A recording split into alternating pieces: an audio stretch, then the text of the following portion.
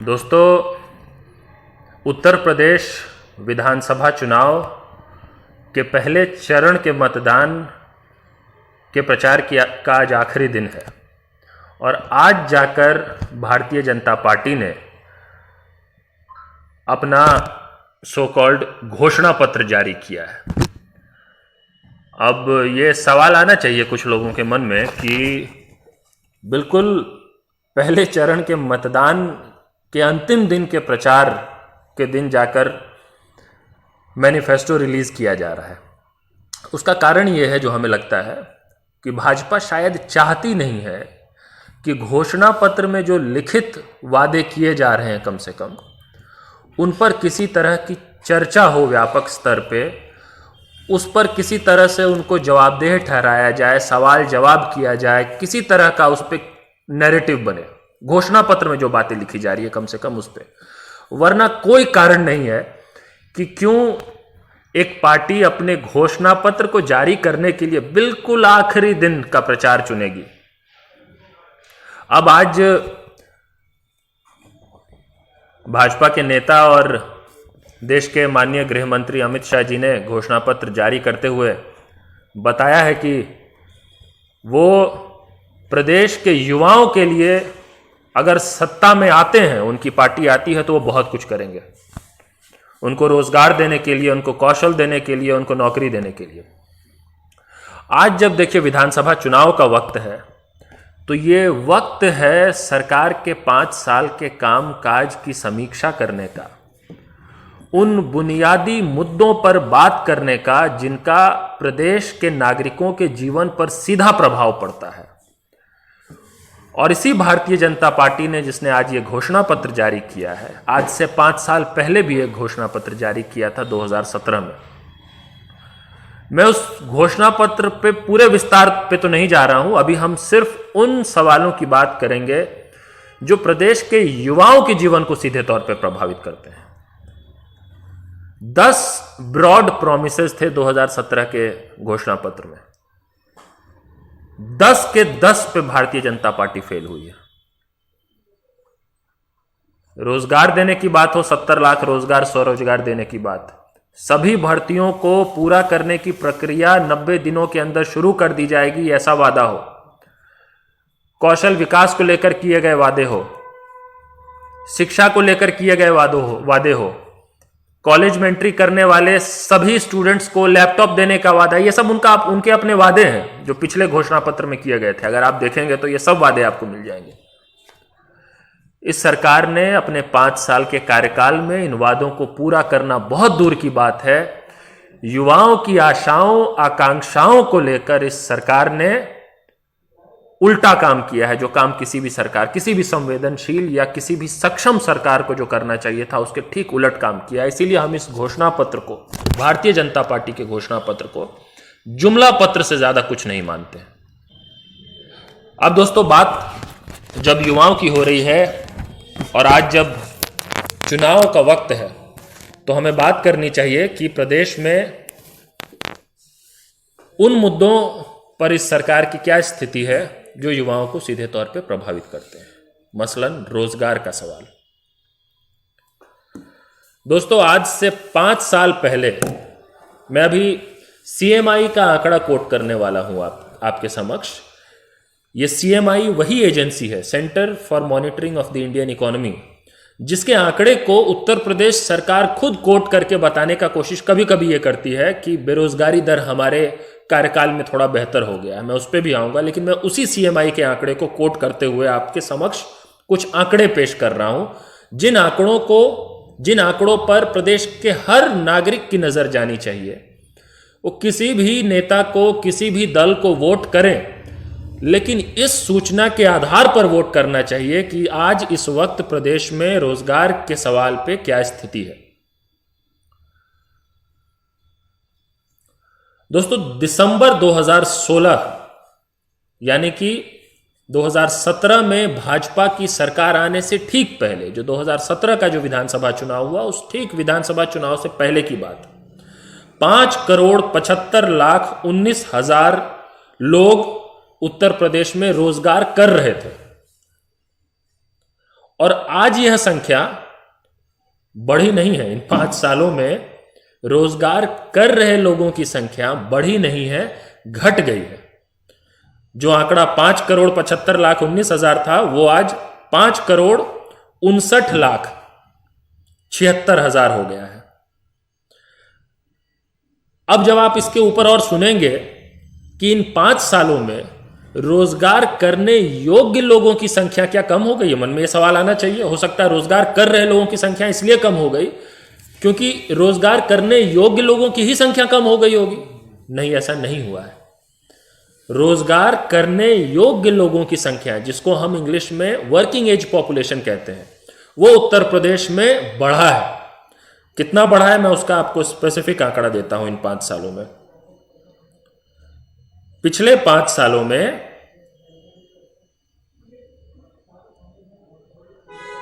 रोजगार जो working as population है वो आंकड़ा तो बढ़ा ही है, और लेकिन रोजगार की चाहत रखने वाले लोग, मतलब ये थोड़ा सा यहां पे टेक्निकल है लेकिन इंपॉर्टेंट है समझना कि देखिए, एक तो है कि कितने लोग रोजगार में हैं। कुछ लोग ऐसे होंगे जो बेरोजगार हैं लेकिन रोजगार करना चाहते हैं, उनको हम लेबर फोर्स में गिनते हैं। लेकिन उत्तर प्रदेश में सिर्फ बेरोजगारी नहीं बढ़ी है, रोजगार ढूंढ रहे लोगों की संख्या भी कम हो गई है। मतलब कि हताशा बढ़ी है, नाउम्मीदी बढ़ी है। सिर्फ बेरोजगार नहीं हो रहे, रोजगार ढूंढना बंद कर दिया, थक हार के, परेशान होके। और वो आंकड़ा यह है कि 5 साल पहले 6,25,00,000 लोग थे जो रोजगार करने की चाहत रखते थे, जो ढूंढ रहे थे या रोजगार कर रहे थे। वो संख्या घट के 5,88,00,000 हो गई। इन 5 सालों में इतनी भयावह स्थिति हुई है। इसी हताशा, इसी नाउम्मीदी का नतीजा है कि आए दिन आपको बेरोजगार युवाओं की खुदकुशी की खबर मिलती होगी।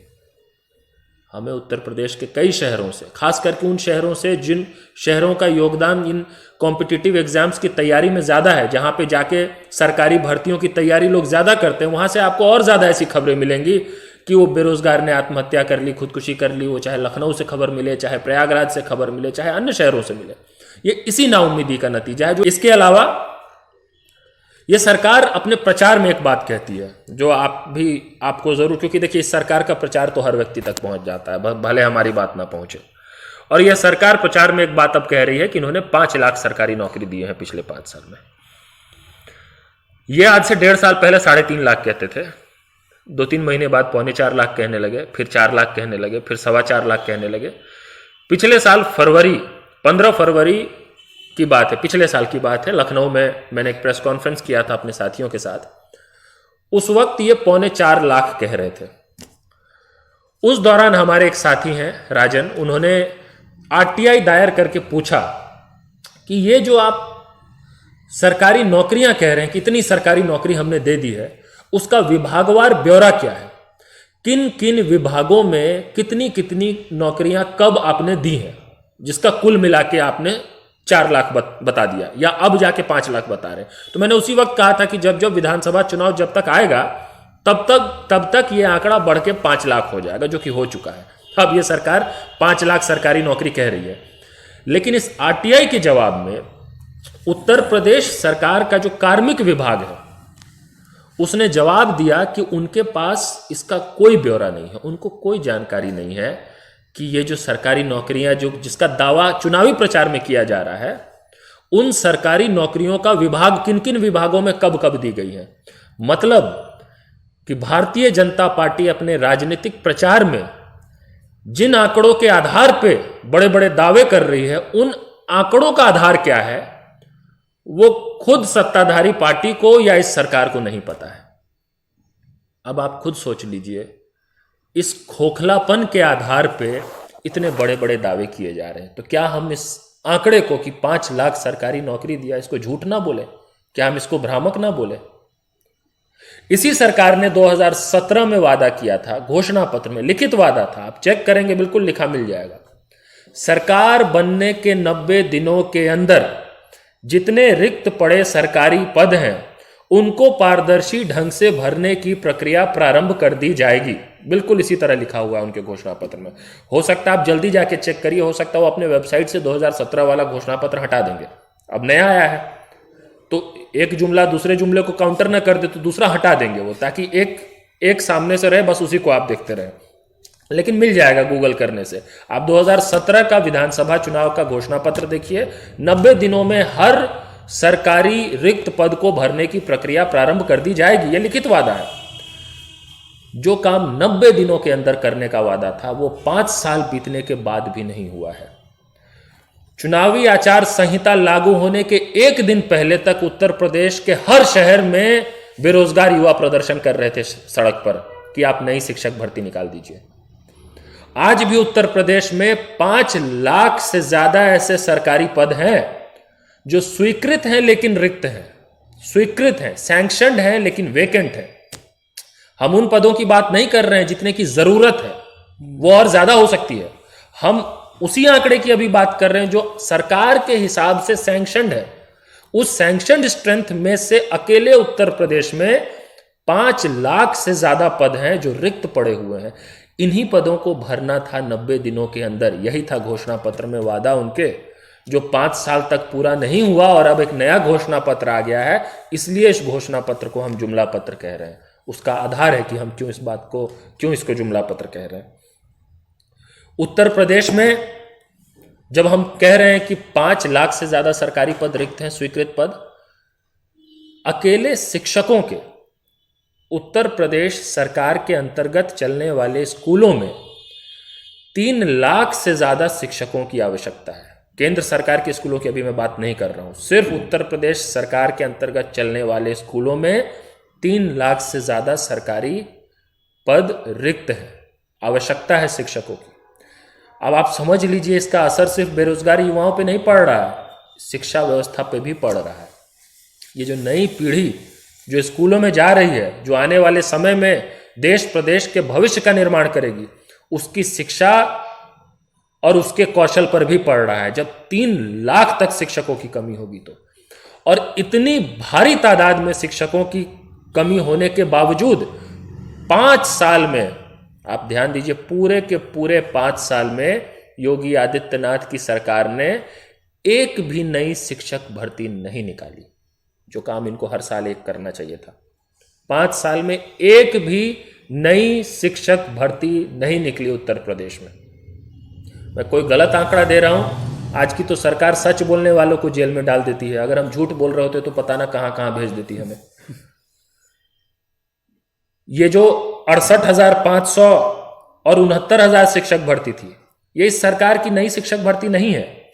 ये शिक्षा मित्रों का जो समायोजन होना था, जो मामला सुप्रीम कोर्ट तक गया था, जिसमें सुप्रीम कोर्ट ने फैसला सुनाया था कि 1,37,000 शिक्षा मित्रों के समायोजन के लिए 68,500 और 69,000 की 2 भर्तियां निकाली जाए, ये वही भर्तियां जो पिछले सरकार से चलती आ रही हैं।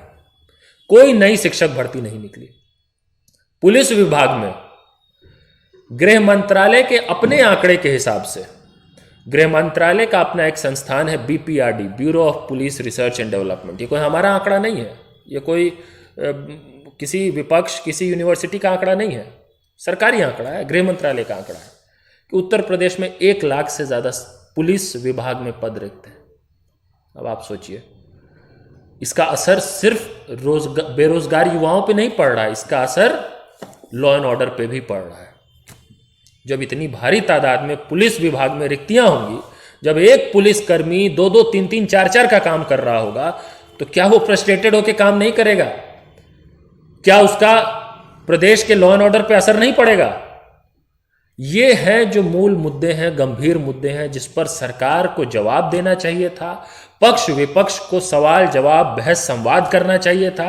लेकिन दुर्भाग्यवश हम देख रहे हैं कि उत्तर प्रदेश के इतने अहम चुनाव में कभी अफगानिस्तान की बात होती है, कभी पाकिस्तान की बात होती है, कभी जिन्ना की बात होती है, कभी तमंचा की बात होती है, कभी गर्मी उतार देने की बात होती है, कभी चर्बी उतार देने की बात होती है।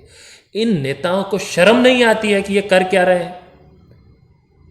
और बड़े दुख की बात है कि जिस ढंग से नागरिकों को इन नेताओं को जवाबदेह ठहराना चाहिए था, इन सरकारों को जवाबदेह ठहराना चाहिए था, वो शायद वो भी नहीं हो रहा है इस समय। और उसका एक बड़ा कारण है कि मीडिया का बड़ा वर्ग है जो इन मुद्दों को जिस पर आज हम बात कर रहे हैं, इसको वो तरजीह, वो तवज्जो नहीं देता है जो इसको मिलने की जरूरत है। शायद इसलिए यह हालत हो रही है।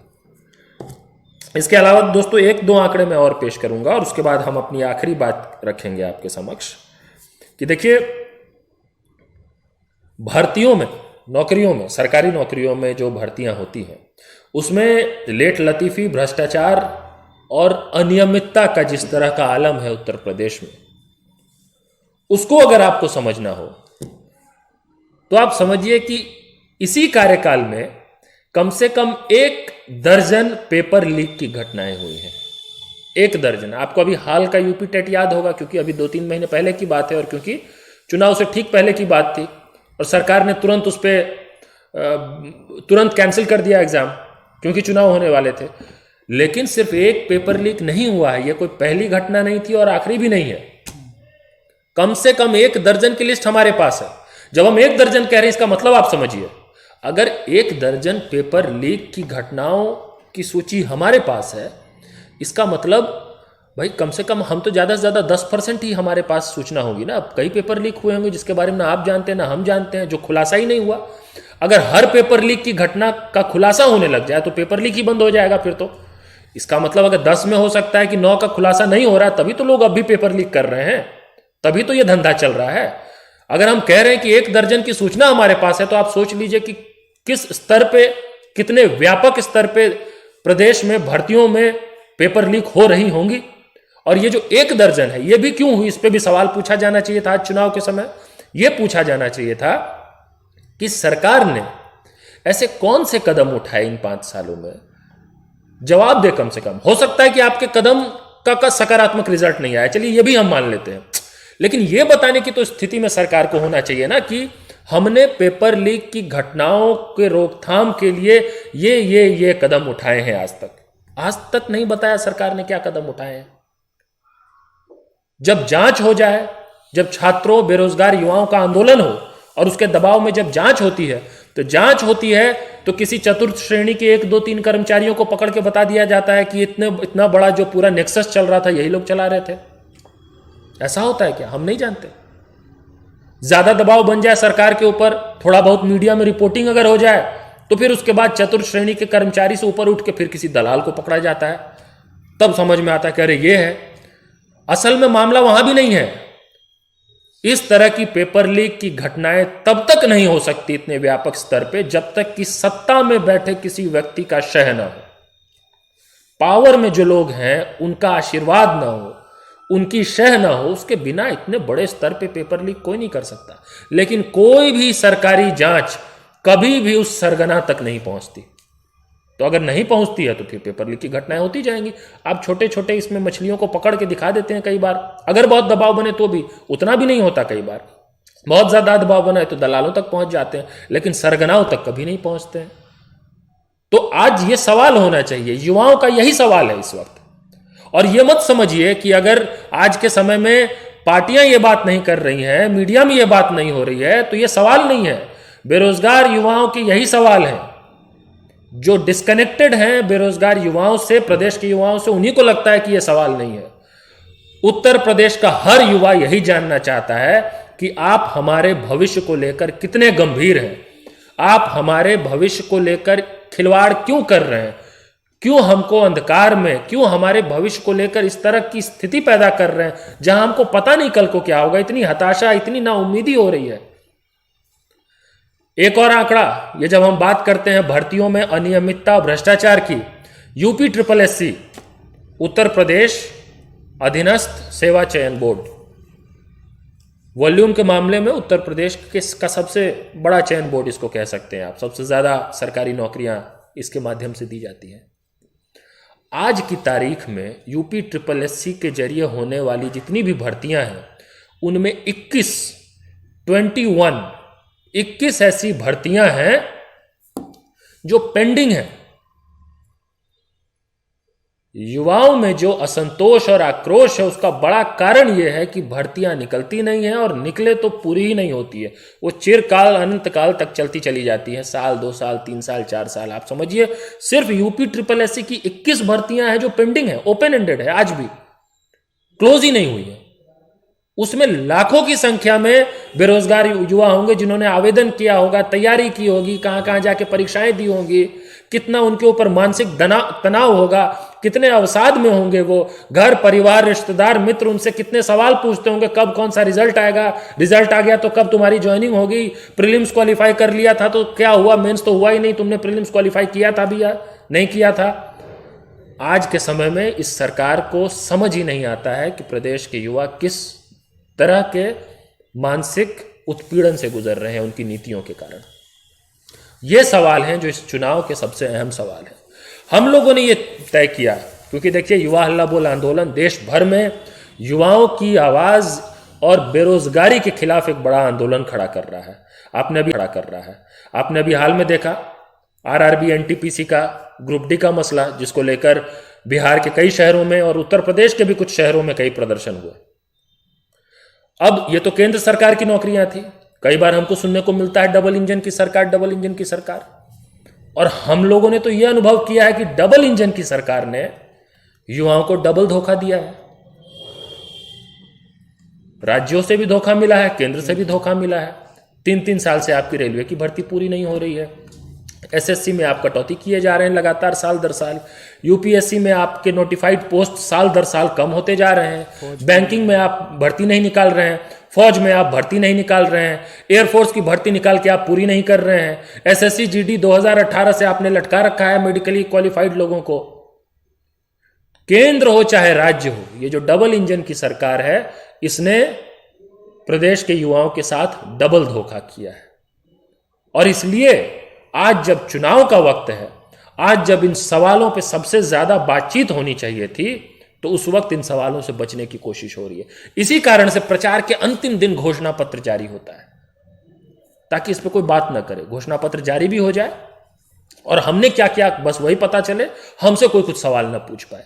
एकमात्र नीति इनकी यही है, वन वे कम्युनिकेशन करने की, सवालों का जवाब नहीं देने की और जवाब के नाम पे झूठ बोलने की। 5 लाख सरकारी नौकरी दे दिया और उसका प्रचार सिर्फ प्रदेश में ही नहीं देश भर में कर रहे हैं। दिल्ली मेट्रो में प्रचार चल रहा है, बॉम्बे में प्रचार चल रहा है, बेंगलोर में प्रचार चल रहा है कि उत्तर प्रदेश में 5 लाख सरकारी नौकरी मिल गया, और उत्तर प्रदेश के युवा सड़कों पर लाठी खा रहे हैं। वो रोजगार मांगने जाते तो उनको जो है सो ऊपर से नीचे तक दाग दिया जाता है लाठियों से।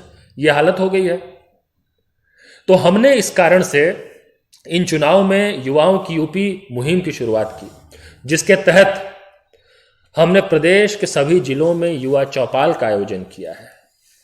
12 जनवरी से जो युवा दिवस जो बीता है, उसके बाद कई युवा महापंचायत होने वाले थे, जो कि ओमिक्रॉन की परिस्थिति के कारण जब ये चुनाव आयोग ने भी और सभी पार्टियों ने बड़ी रैलियां करनी छोड़ दी, तो फिर हमारी युवा पंचायत भी पोस्टपोन हुए। लेकिन हम लगातार युवा चौपाल सभी जिलों में कर रहे हैं और इन युवाओं की यूपी के उन मुद्दों को, उन सवालों को हम हर व्यक्ति तक पहुंचाने की कोशिश कर रहे हैं, आम लोगों तक पहुंचाने की कोशिश कर रहे हैं और अपने तरफ से भरसक प्रयास कर रहे हैं कि इन चुनावों में इन मुद्दों को गायब करने की जो साजिश रची जा रही है उसको हम सफल न होने दें।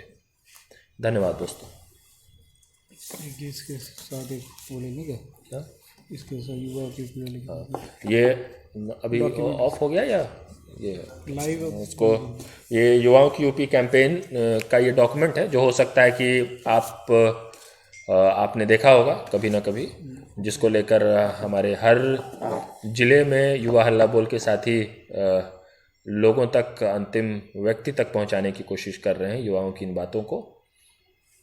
तो बस आपसे निवेदन है कि इन बातों को ज़्यादा से ज़्यादा लोगों तक पहुंचाएं ताकि इन सवालों पे सरकार की जवाबदेही तय हो।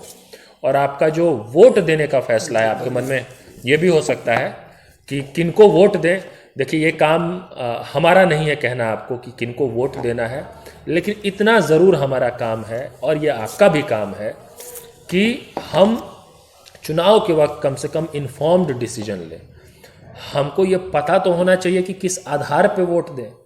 इतना हम आपसे ज़रूर गुजारिश करेंगे, निवेदन करेंगे कि वोट करने का जो आधार है वो जाति धर्म के मुद्दे नहीं होने चाहिए। चुनाव में जो बेशर्मी से धर्म और जाति के नाम पे खेल खेला जा रहा है, उससे कम से कम युवाओं को अलग हो जाने की ज़रूरत है। आप इस खेल से अलग हो जाएंगे तो आपके भविष्य का कुछ बेहतर हो सकता है। अगर इस खेल के शिकार हो गए तो सबसे ज़्यादा पीड़ित अगर कोई होने वाला है इस खेल का, तो वो हमारा और आपका भविष्य ही होने वाला है।